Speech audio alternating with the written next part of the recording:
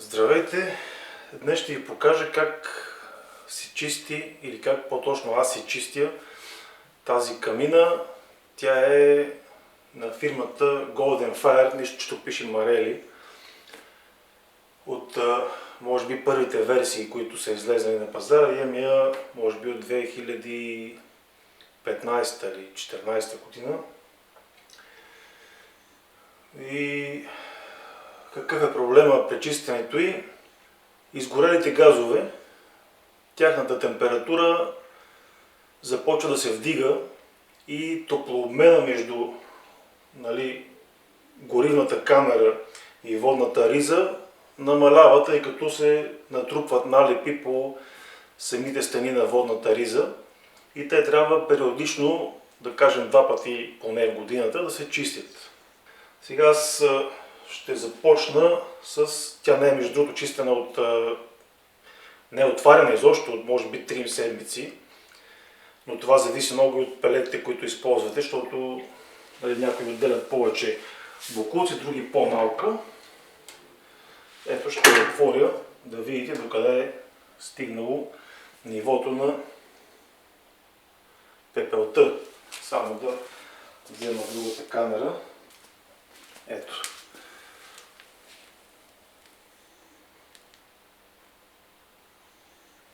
Вижда се, че камината изобщо не е чистена скоро. Най-вероятно даже не е 3 седмици, ми трябва да погледам, може би повече от месец вече не сме я чистили. Сега първото, което ще направя,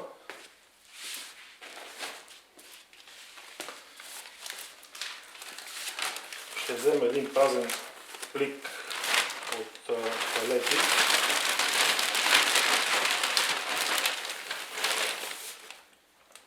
Часовника, че става работата мръсна.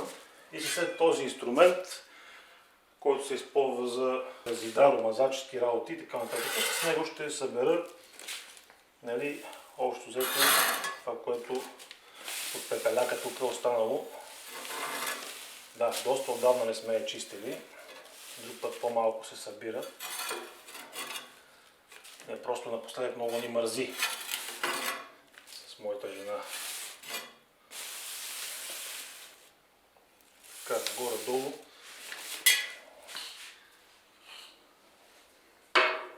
Тук с една такава малка чепчица ще махна на събралата се пепел тук от горивната камера.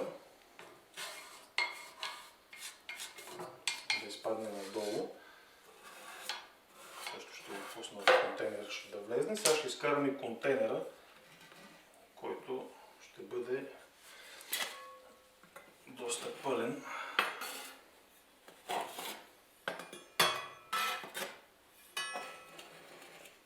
Да. Контейнера не стига, че е много пълен, ами и зад него всичко е фул. Просто доста време не сме я чистили. Ние чистим 3-4 пъти максимум в сезон.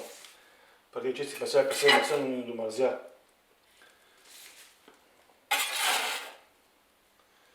За да не дига много прахоляк, тук така лекичко ще изчистя с този инструмент. Не забравя как му се казваше на това нещо.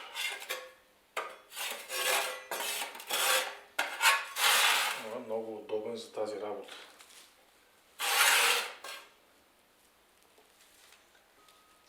Така. Този го оставяме на страни. И така ще издипам останали пепеляк, който изпадна така близо до камината, да не ни цапа навсякъде. Така. И сега останалото, вътре, което е в самата камина, също ще излезе.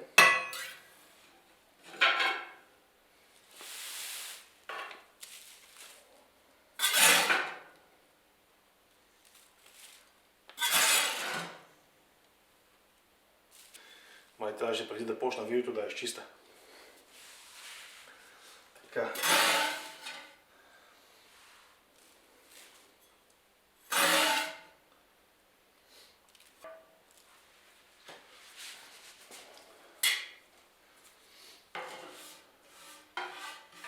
вътре грубо е, така може да понасъберете в единия край всичко.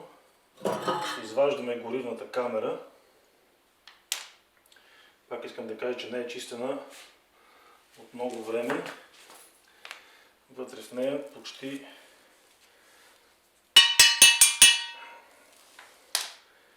не знам дали може да се види.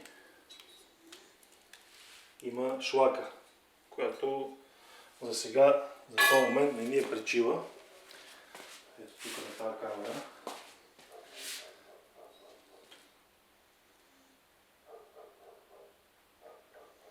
Шлаката. Не е добре да има такава шлака. И нея ще изтъргам.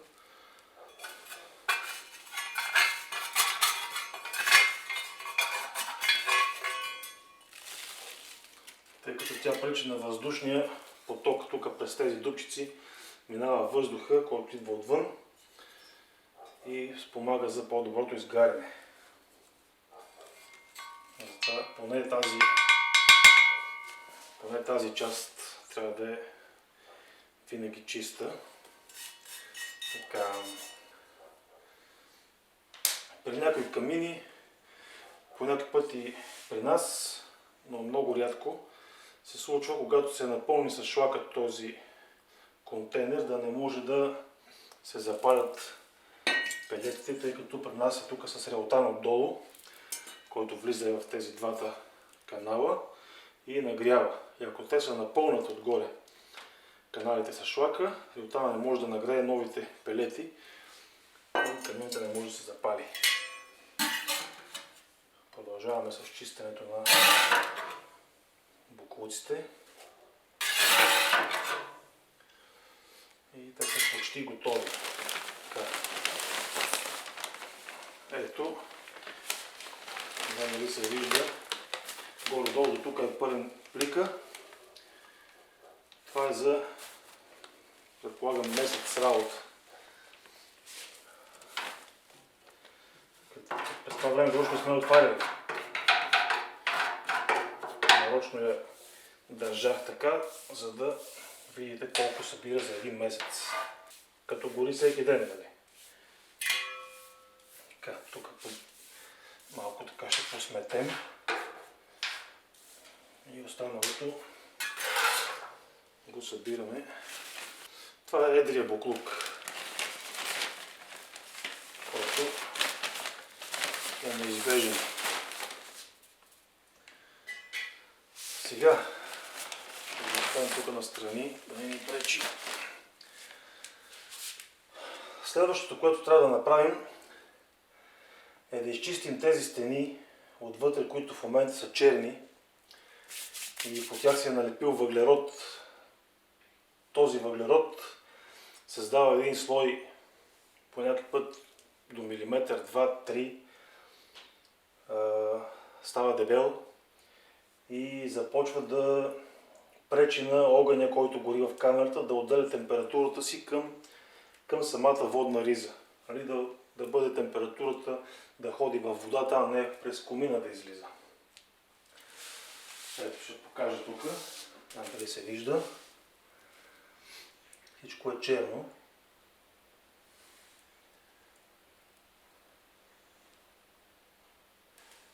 За тази цел ни трябва първо прахосмокачка и една такава телена четка. От този вид, аз ползвам от този вид, за да може, тя е леко заоблена, да може лесно с тези движения нагоре и надолу да изтръгвам самите стени на водната риза. Това става по този начин, пускаме прахосмокачката и започвам да стъргам нагоре и надолу по цялата повърхност, отпред, отстрани, отляво и колкото мога отгоре. И през това времето си държа с накрадника да събира пепелта, която пада.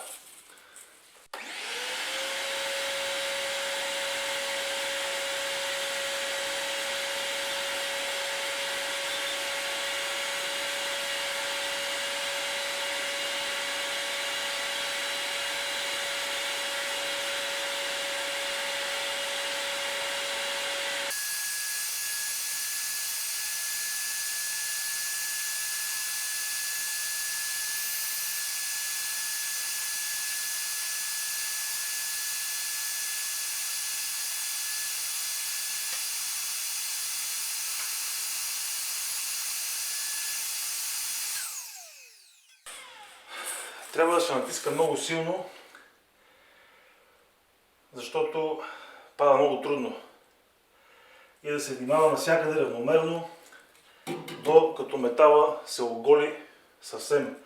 Да няма никакви, или поне да кажем, че на 80-90% е добре, да няма никакви такива черни, дебели покрития. Трябва да има гол метал. Той е малко по-светъл.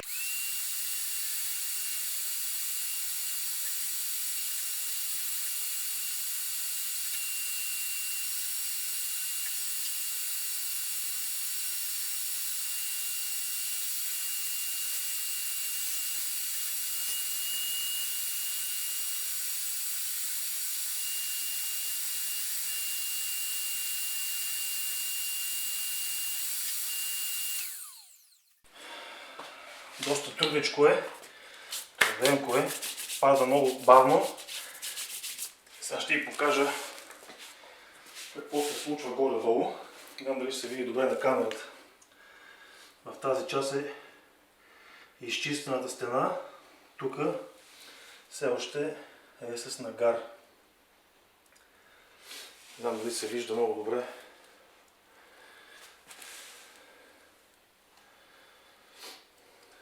Ще я светна с... Ето. Още не е изчистено даже. Има още да се търка. Да. Добре, продължаваме.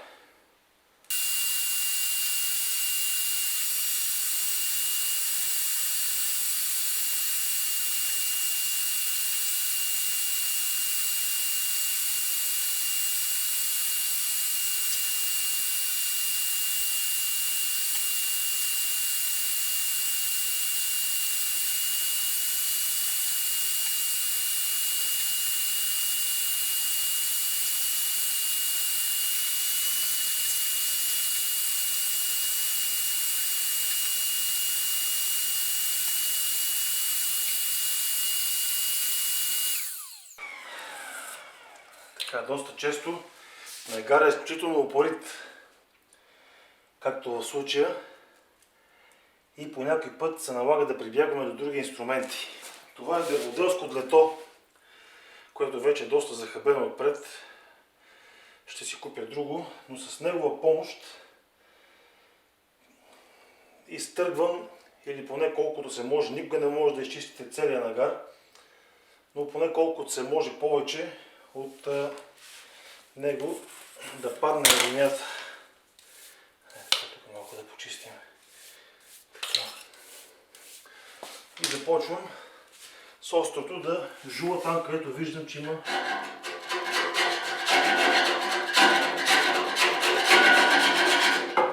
да, той пада. Ще видим за другата камера, да се вижда. Ето това е.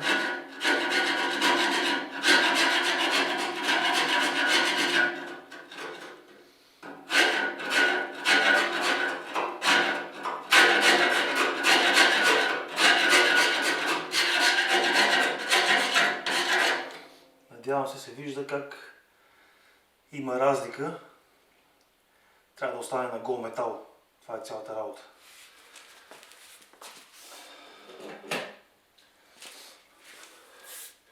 Падат едни черни твърди частици, но няма как.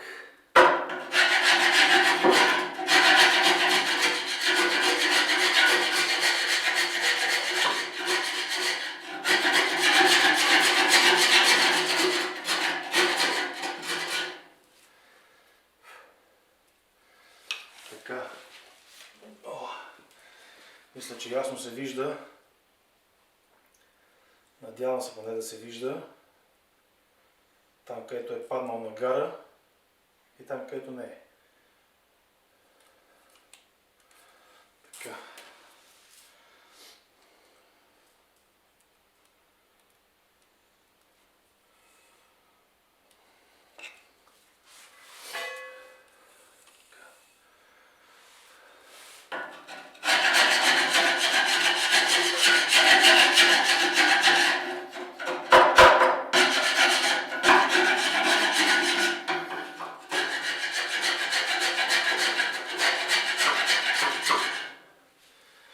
процесът е много труден и мъчителен.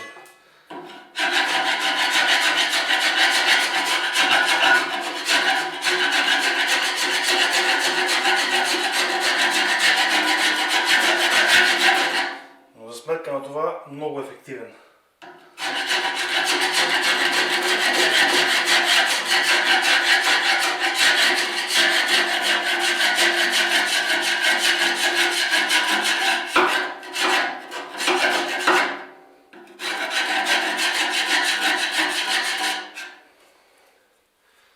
Някъде хищ не е удобно.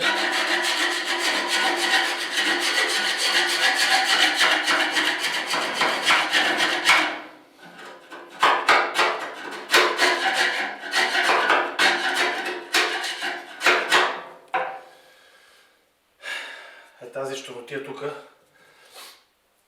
тази ми пречи да работя тук в този район.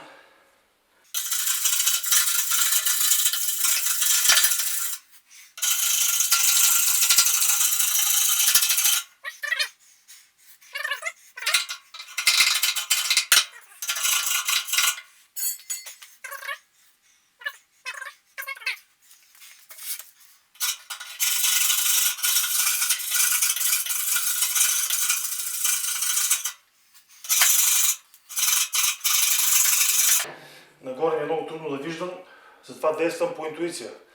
Горе-долу, с жуленето, вместо ръката си наляво и надясно.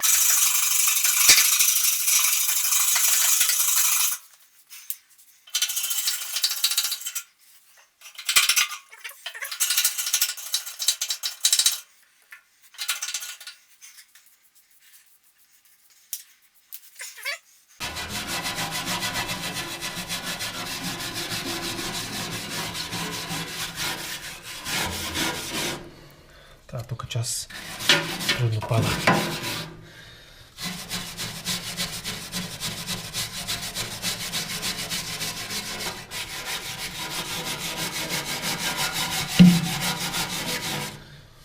Така, тя да остане, не е толкова голям проблем. Важното е останалото да е изчистено. Така, ето вижда се, предполагам, как блести метала. В такова състояние трябва да бъде цялата камера. Цялата вече камера е изчистена и минаваме към следващия етап, защото няколко си мисля, че тук приключва всичко. Не е така. Идва следващия етап, който е почистване на тръбите нагоре. Тук има 10 отвора, кръгли, които вървят нагоре. Оттам минават под капака и слизат надолу и чак тогава през турбината излизат през комина. Така. Преминаваме към следващия етап. За целта използваме такава четка. Нещо сега заклепало е. Няма значение. Така, е тази четка, която горе-долу с размерите на дупките и включвам пак от смокачката и започвам да чистя нагоре и надолу. Тръбите са 10, тя стига до горе-долу до края и в 10-те по няколко пъти просто нагоре и надолу, за да изпадне налепите от тръбите. Това са предните тръби, след това има и задни и те се чистят.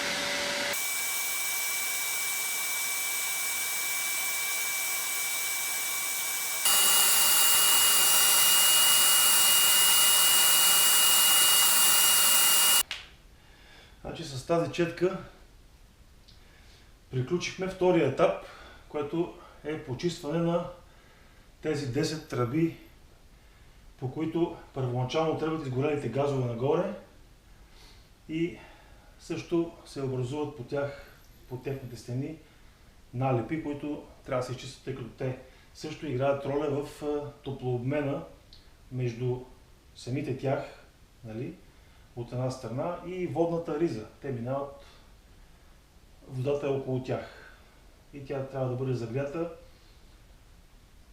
до максимална степен с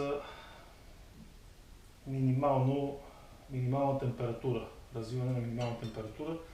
Това означава, че, да кажем, когато каминът почне да модулира, стигне до първа степен, изгорелите газове не трябва да надвишават, примерно да кажем, около между 105 и 125 градуса, някъде там трябва да се движим. А моята в случая вървеше на 140, 150, 160 и вече е ясно, че трябва да се чисти. И така, минаваме към следващия етап на почистване на тази камина Golden Fire или Marelli. Този етап включва отваряне на този капак. Аз тук съм вързал едни. Това е временно за постоянно не останало, ще го оправя.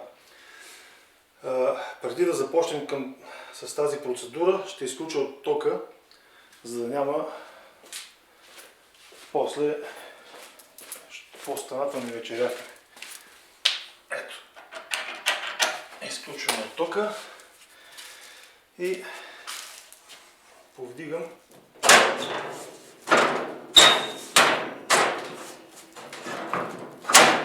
въпросния капак. Така. Този капак по принцип аз го облягаме така някъде тук.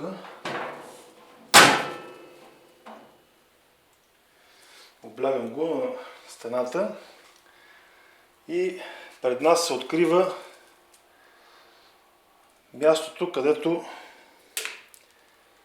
през което минават отдолу под тази ламарина, минават изгорелите газове. Там, където ние чистихме, са е тук дупките, а другите, които влизат наобратно, нали, потока на изгорелите газове минават тук, завиват наляво, назад и слизат надолу. Сега ние ще развъртим тези болтове, за да стигнем до мястото за чистене. Те осмици ли бяха? Не, десетки са. По принцип това не го правя постоянно. Това го правя един път или два пъти в годината.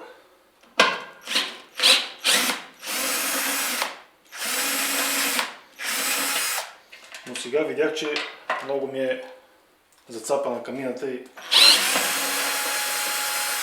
предпочитах да го свърша и това, хем да видите и вие.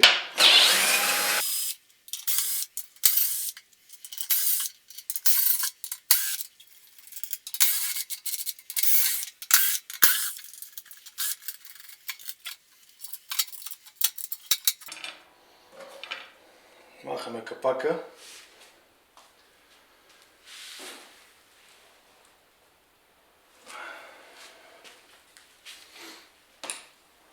И тук се виждат доста от тези налепи. Пепел, пепеляк, който първоначално ще изчистя с прахосмокачката. Добре да сложите нова торбичка в началото, защото тя се напълни с бокуци, после трябва да я изхвърлите задължително.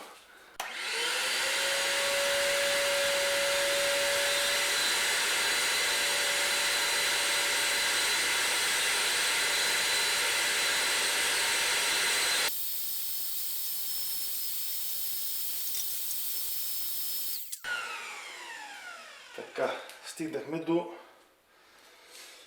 мястото, което трябва да почистим тези 3 и още 3, 6 трудно достъпни места, тъй като виждате капака колко е голям, а едната от тръбите идва точно е тук, другата тук.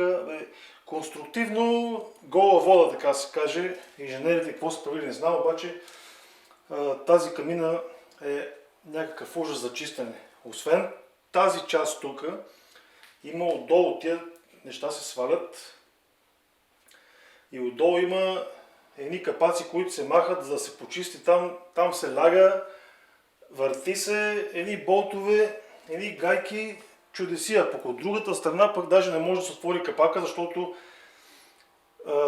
винта така е сложен, че отпред че една ламарина не можеш да го изкараш да го отвориш. Чудесия.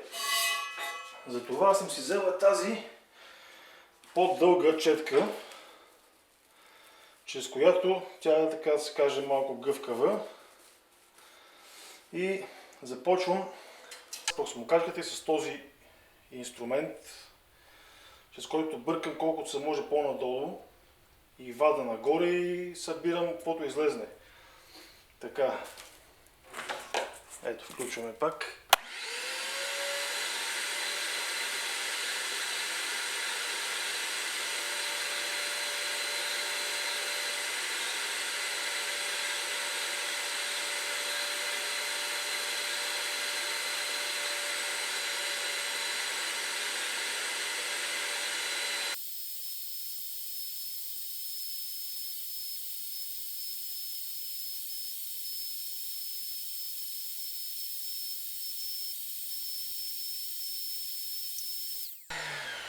Така, сега лошото е, че пепеляка, който остъргваме от стените, пада долу в едни контейнери, които са, както казах вече, много трудно достъпни.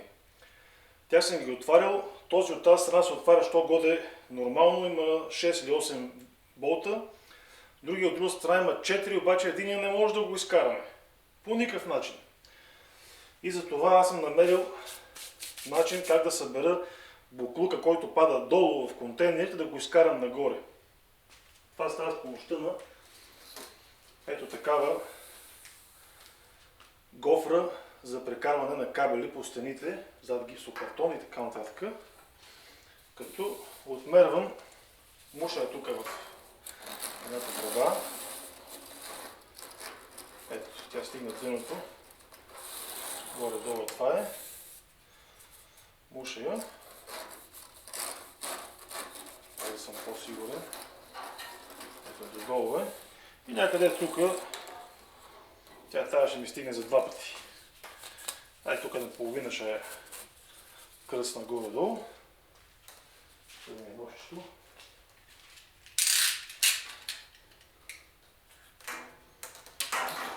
Кръцкаме наполовина. И отново с помощта на пръскомокачката, като тук може да държите с пръста така, да не минава много въздуха отстрани, или да навиете някакви парцалчета. Аз в случай ще държа с пръста, с ръката така, и ще видите как тази тръба изведнъж ще стане черна.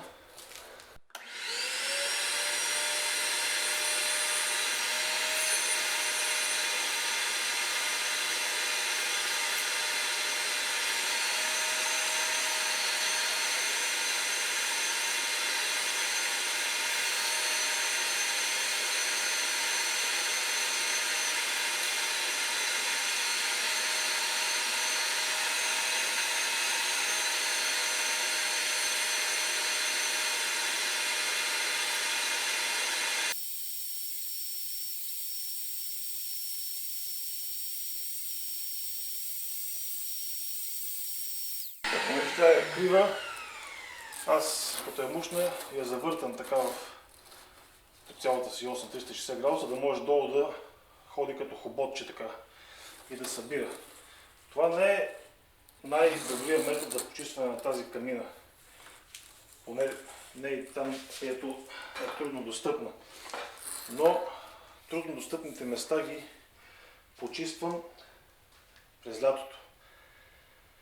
Там разглобявам цялостно камината и от тази страна, и от другата. Отварям всички възможни дупки и изсмуквам каквото се е събрало. Задължително трябва да го правите поне веднъж в годината тази процедура, защото в противен случай рискувате да се запуши и да бъде неефективна камината.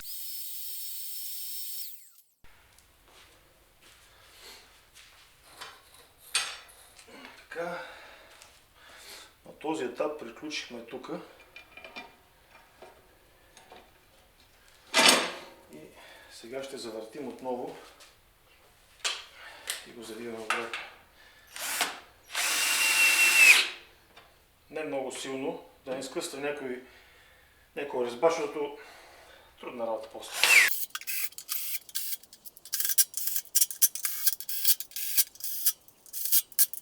Така, важното е да е здрава.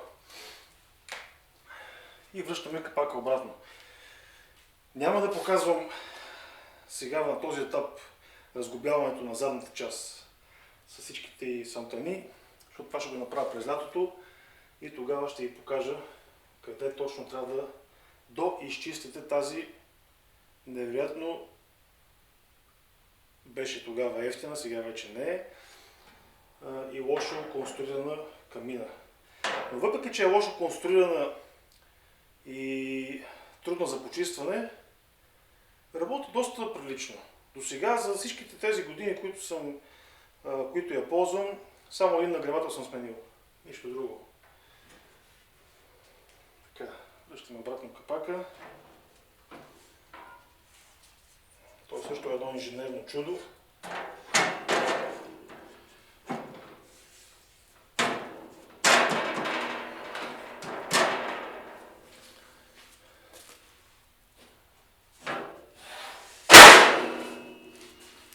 Не се плашете, така е. Иска удари. Така. На този етап приключваме с чистенето. Сега остава да изчистим стъклото, което много бързо се зацапва. Така, аз използвам меглио и тоалетна хартия. Напръсквам. И веднага след това започвам с тоалетна хартия да върша.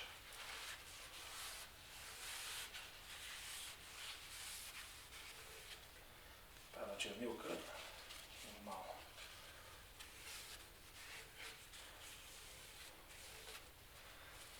Така. Пак напръсквам.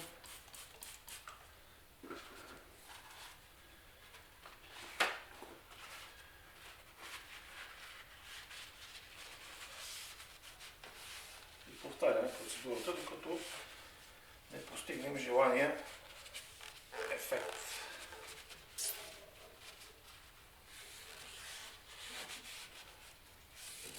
Ето, готово. Сега при мен тази камина има един проблем. След това оплътнение тук, което още поначало не е залепено. Е така си се климбуца и аз всеки път като отварям камината ми се налага да го натиквам в отвора си. Не знам защо не е залепено, не знам из какво се лепи, иначе ще го залепа. Така.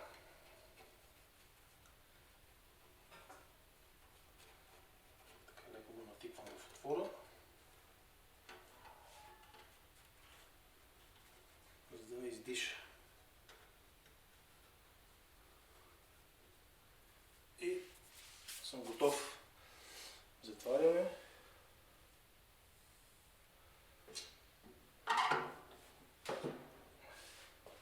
И можем да палим. Ами това е.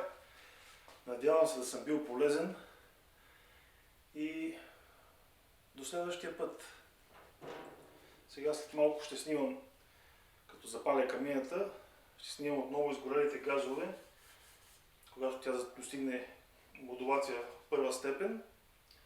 Ще видим колко са, каква е температурата на изгорелите газове. Защото миналия път ми направи впечатление, че беше станала доста висока, минаваше май 150-160 градуса, което не е нормално.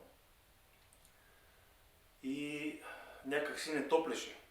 Просто в къщата не е достатъчно топло, всъщност не стопля бързо. Тя стопля, но не е достатъчно бързо. По принцип, като я запалим, някъде порядъка на 30-40 минути и водата е достигнала необходимата температура. Аз съм я настроил на 62 градуса, мисля, че беше 63 или беше. И започва да модулира. Това означава, че тя започва да подава по-малко пелети. Минава на четвърта, на трета, на втора, на първа степен. И така задържа, докато поддържа температурата.